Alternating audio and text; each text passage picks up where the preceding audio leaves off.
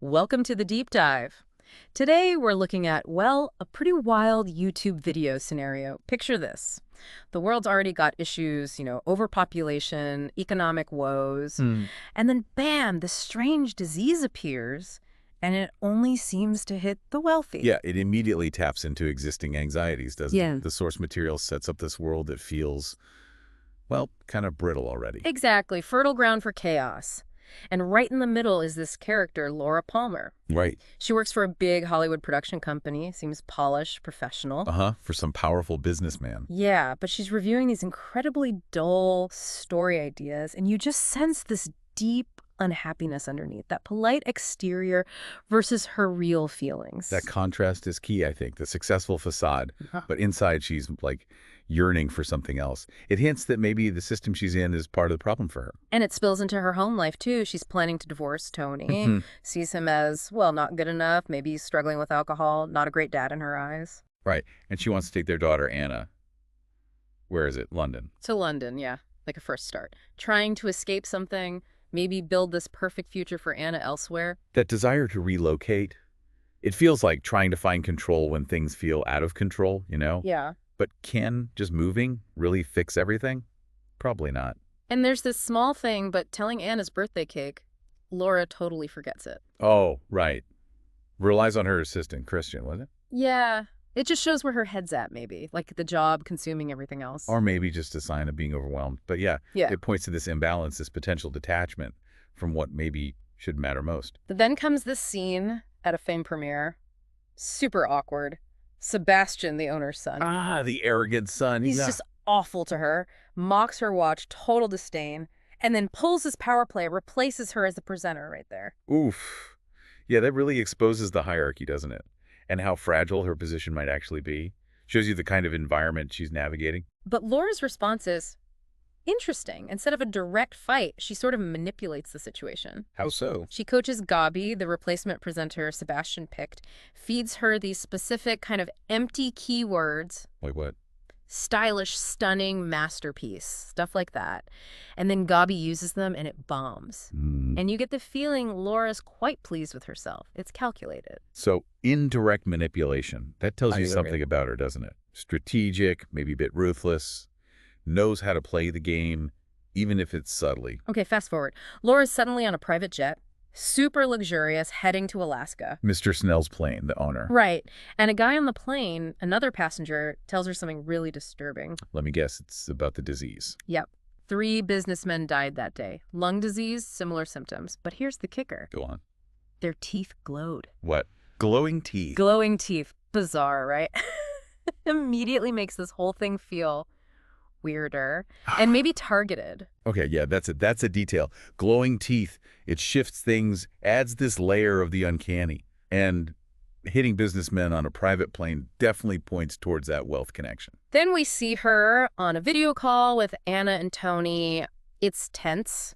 Anna's really cold towards her, but Laura just plows ahead, still pushing the London move. Ignoring the signals from her daughter. Seems like it. Leads to a fight with Tony, lawyers get mentioned. The family situation is clearly deteriorating. Yeah, her focus seems so locked on her own plan. Maybe she's missing the emotional reality for Anna, or just pushing past it. Back on the plane, there's this little moment where Laura steals some expensive beauty products from the bathroom. Huh.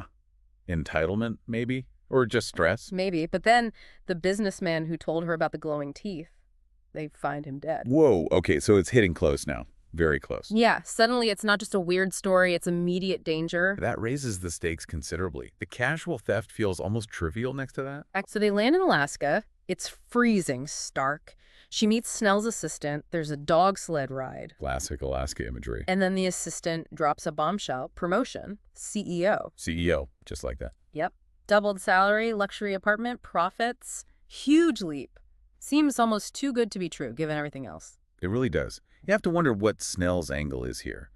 Why her? Why now? Especially with this illness spreading. Then she meets Snell himself.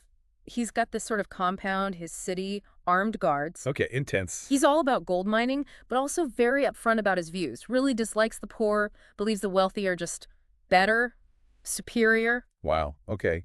So he's laying his ideology right out there. That Mhm. feels important. Knowing his mindset as this crisis unfolds, how does that worldview handle a disease that targets the rich? He gives this big speech to his employees, hard work, rewards, offers company stock, better salaries, The benefits. standard playbook, right? Motivate the troops. Pretty much. And Laura, she signs the contract right away, super enthusiastic.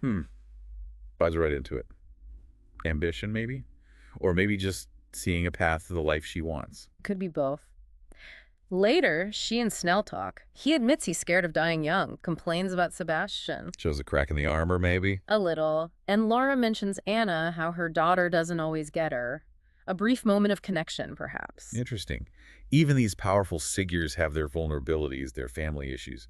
Then Snell has an idea for Laura. Attend a charity auction at Buckingham Palace. Buckingham Palace. Wow. Talk about elite. Exactly. Promote the company's new ventures. It's like her entry into the super exclusive world is complete now. Yeah, that definitely puts her right in the thick of it, geographically and socially. Prime position for whatever happens next. On the flight to London, there's another character. Why? He's reading the same book Snell gave Laura. Oh, a sign of being in the inner circle. Maybe. But Y talks about inspecting refugee camps in Sicily and makes these really prejudiced comments about African migrants. Ugh. So existing biases are bubbling up. That's troubling. Doesn't bode well for how a crisis might be handled. Meanwhile, Laura still can't reach Anna. Tony tells her Anna's staying with a friend. Still avoiding her. Seems so. And Laura starts seeing news reports. Global chaos, big financial losses hitting the wealthy, and this term emerges.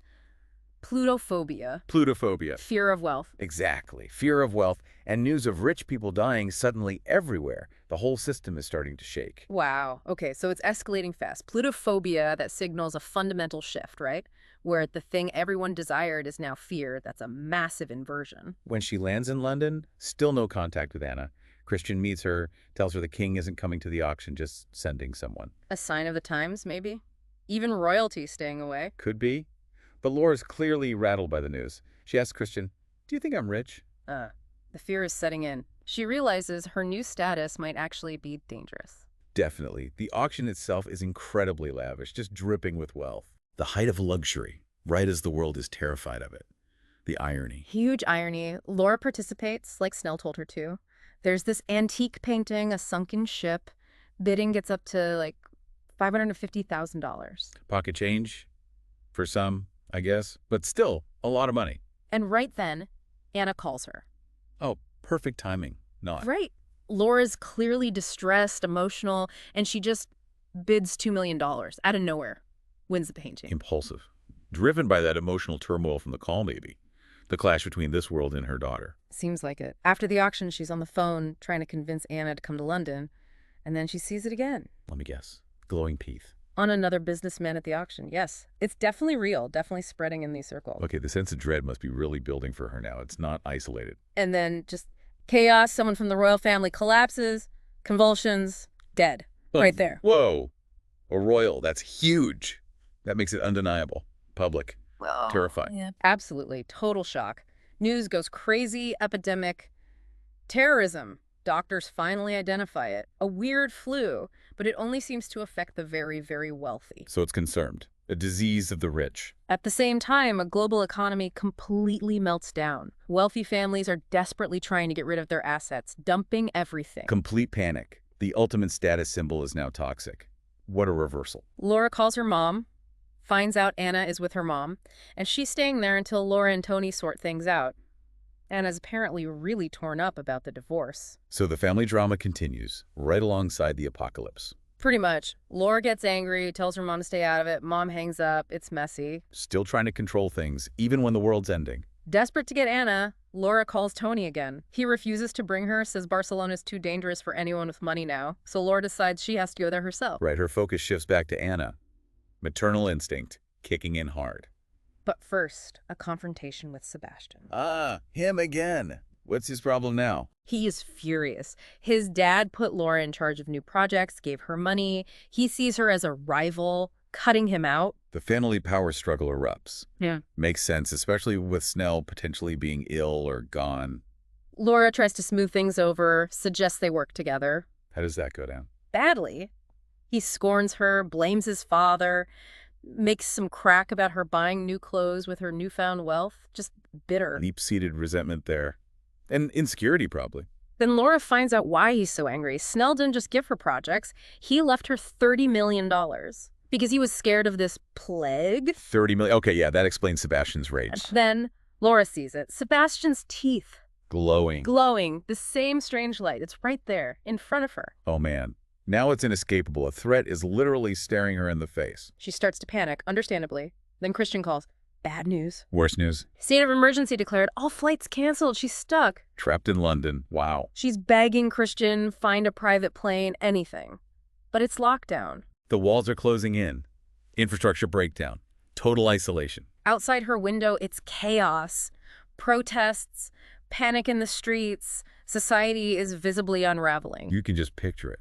Fear taking over completely. Then she gets a video call. Snell's commercial assistant tells her the stock Snell gave her, it's now worth, wait for it, How much? around $900 million.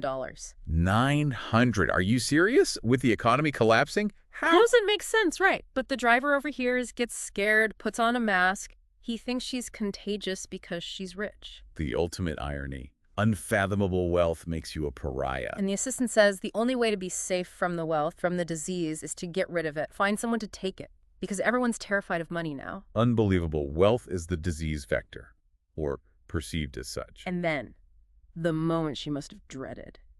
She looks in the mirror. Oh, no. Her own teeth, they're starting to whiten. That glow. She's got it. Oh, wow. After everything. Pure terror. She's trembling. From observer to victim, just like that.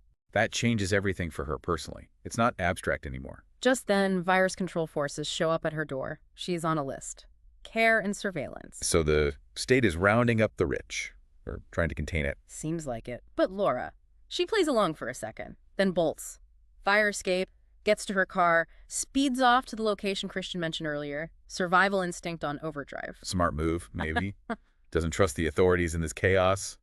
Resourceful. She finds the place abandoned, cars everywhere, people streaming towards a plane on a runway. It's chaos. A last chance flight out. Looks like it. And, incredibly, Christian is there. He got her a ticket to Barcelona. Wow. Christian comes through again. That's some serious loyalty, a real lifeline. But the scene at the plane is horrific. People fighting, clawing to get on. One guy, he throws an old woman's dog off the tarmac, kills it just to get a seat. Oh my God. Yeah. That shows complete societal breakdown, basic humanity gone, just raw survival, horrifying. Laura, in total desperation, she pulls Christian aside, offers him everything, the $900 million in stock, all of it. To get rid of it. Yeah. Because she's scared. Yes, but she lies. Says Tony's trying to steal it in the divorce, asks Christian to hold it for her until it's settled. Using manipulation again, even now. Yeah. Trying to offload the cursed wealth. Christian knows she's lying, you can tell. But he agrees anyway. Takes the burden, lets her go, leaves her there alone. He helps her one last time. Wow. A complicated relationship right to the end there. Leaves her isolated, though. She gets on the plane, immediately calls Tony. I'm coming to Barcelona, be there in 6 hours. And Tony says, He's not in Barcelona, he's at her mother's village. oh, so the plan instantly collapses again. More chaos. She demands he get Anna, wait for her. But Tony's describing the city total chaos. Attacks on the wealthy. It's too dangerous. Their priorities are clashing again. He sees the reality on the ground. Wealth is a target now, not a shield. On the plane itself, it's tense. Passengers arguing, no supplies, barely any crew. Some think the government wants them dead. The paranoia is intense, total distrust. Everyone trapped together, scared. And then the old woman, the one whose dog was killed. Yeah. She spots the man who did it. Sees his teeth. Glowing. On the plane. Glowing. Panic erupts. Absolute terror in that confined space. Oh, God. Trapped with the disease. Yeah. And the person who embodies the brutality of the situation. In the chaos, somehow the plane door gets open. Accidental, maybe.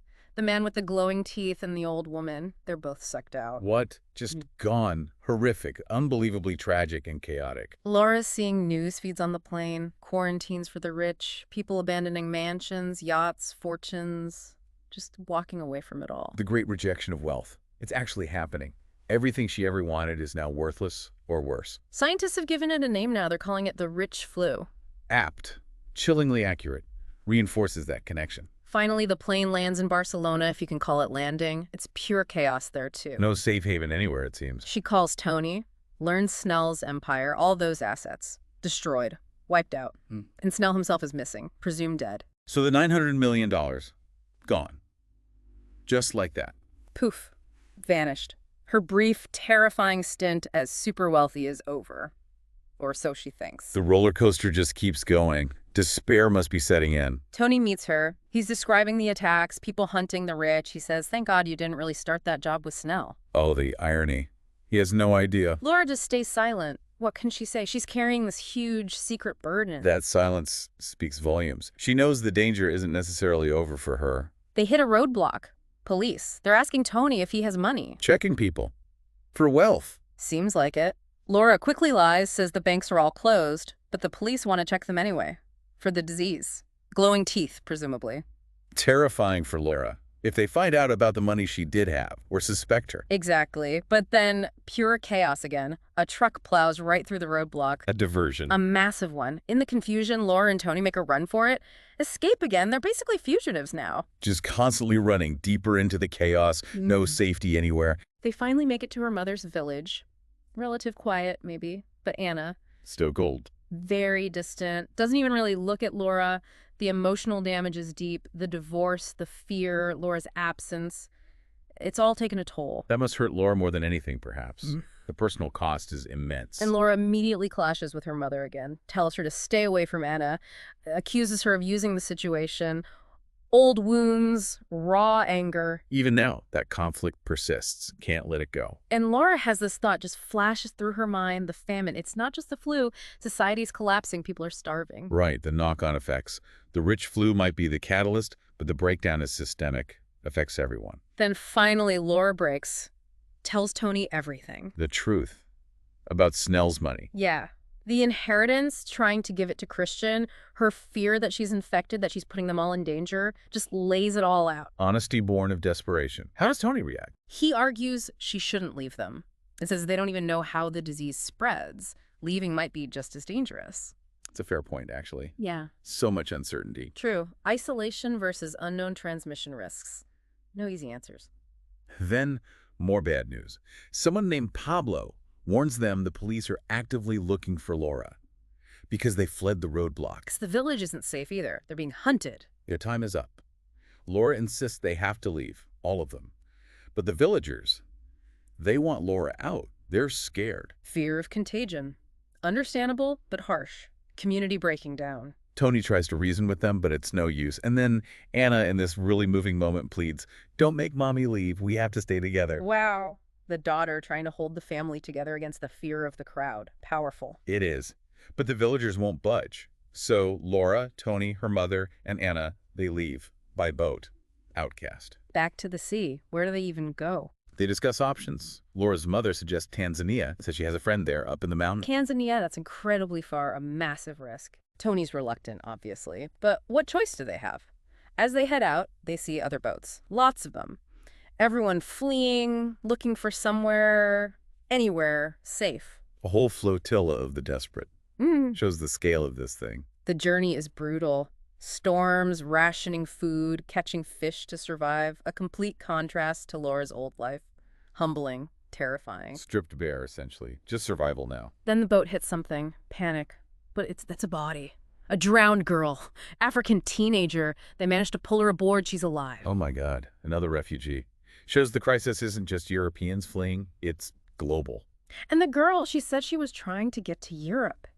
Even with everything going on there, just desperate to escape wherever she came from. That tells you how bad things must be everywhere. People running towards the fire almost. Then a Libyan Coast Guard boat intercepts them. Laura explains they're refugees, but the soldiers refuse them entry because they're European. Borders completely shut. Nationalism trumping everything. Turned away based on origin. Tony begs for help, just passage to somewhere else. The soldiers agree to take them to Africa, but not how they imagined. What do? They force them overboard, tell them to swim to shore, near Lampedusa, Italy, ironically. But on the African side, humiliating, dangerous. Stripped of all dignity. Treated like nothing. Unbelievable. They make it to shore, find themselves in a massive refugee camp, overcrowded, chaotic, people scrambling for food. It's grim. Laura's just shocked. The reality of displacement hits hard. A world away from boardrooms and private jets. They go through processing, medical checks, questions about papers, bureaucracy grinding on even here. Even in the apocalypse, there's paperwork. The African girl they rescued gets separated. She shouts about racism, but a female soldier tells her African countries are only taking their own citizens now. She can stay with Laura's family if she wants, though. So, ethnic lines being drawn hard, borders hardening everywhere.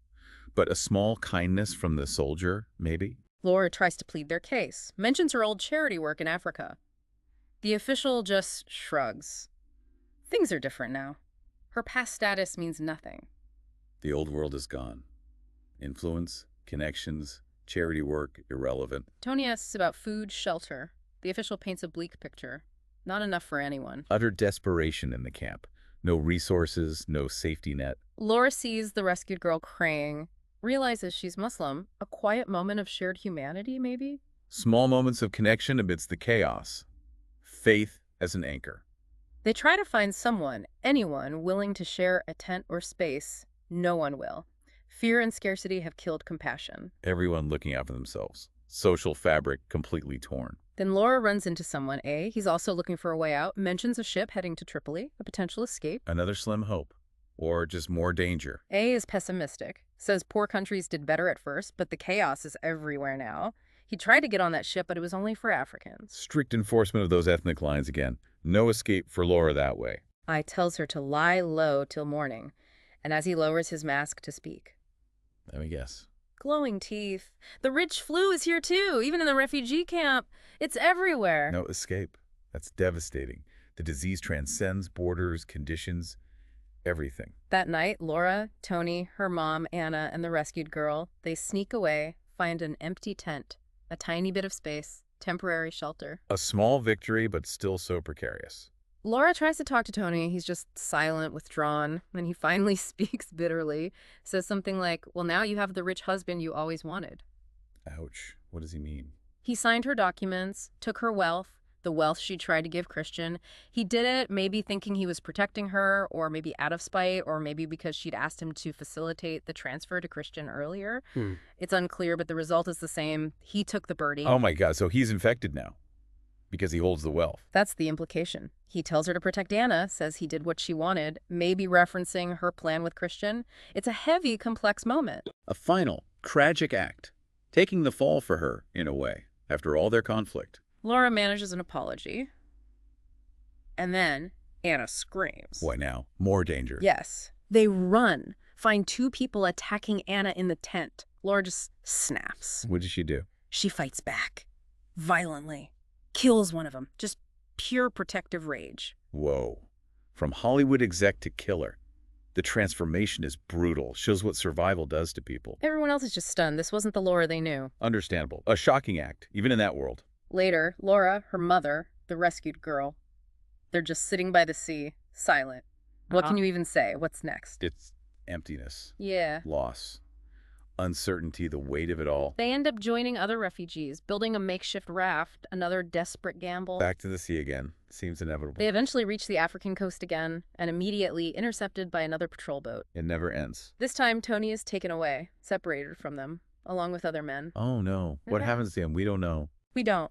Laura, her mother, Anna, the girl they have to disguise themselves, hide their European looks. Being who they are is just too dangerous now. Their identity itself is a liability. Constant fear. Life becomes pure struggle. Finding water. Dealing with grief. Anna's grandmother dies from her injuries untreated. The human cost just keeps mounting. The sheer brutality of it. Eventually, Laura, Anna, and the rescued girl find another settlement, maybe slightly more organized. Food, shelter of a sort. A small improvement, or just a different kind of hardship. Newcomers like Laura offer up any valuables they still have. Laura gives her watch, the one she bought with her first proper paycheck, a symbol of her old life, her ambition. Giving up the last piece of her past. For basic survival. Everything gets sacrificed. The older refugees, the established ones, they take things from the pile. A new hierarchy, a new economy based on barter and need. Survival of the fittest, in a way. New rules emerge. Laura works constantly, farming, building, cleaning, fishing, whatever it takes to earn food. She's deeply sad, you can feel it. But Anna and the rescued girl, they start to adapt. Kids are resilient. Life finds a way, even in the bleakest places. But the toll on Laura is immense. She keeps hoping to get her watch back during the distributions, that little piece of her past self, but it always goes to someone else. A constant reminder of what she's lost, that connection she can't quite reclaim. Finally, one day, Laura has an idea. She collects seashells, polishes them beautifully, offers them to the woman who currently has her watch. A trade. Resourceful again, using what's available, creating value from nothing. The woman considers it. Laura smiles, maybe hopefully, maybe gratefully, and the woman sees it. Sees what? Oh no, not again. Laura's teeth glowing, brighter than ever. But how?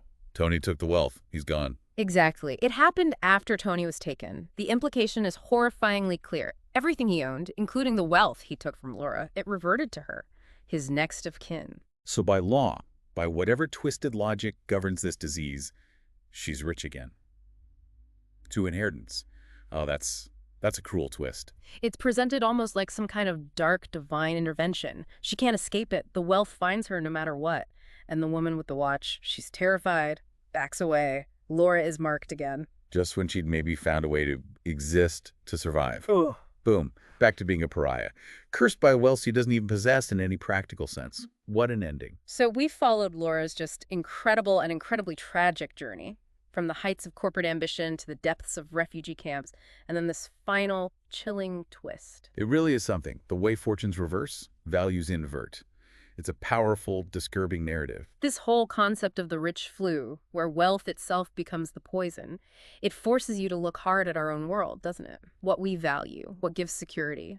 Absolutely. It's a stark metaphor maybe for potential toxicity of extreme inequality, or just the fragility of the systems we rely on. It makes you question everything. So what does a story like this really say about us, about our values today? If wealth truly became a curse, how would society react? How would you react? What would the long-term impact be? Big questions. Definitely leaves you thinking. It pushes you to consider themes of survival, class, what community means, the very definition of value when the foundations crumble. It's a challenging piece. We hope this deep dive has given you plenty to chew on. Maybe it encourages you to explore those ideas further: wealth, societal collapse, what truly matters. It's certainly a stark lens through which to view our own assumptions. Until next time, keep questioning.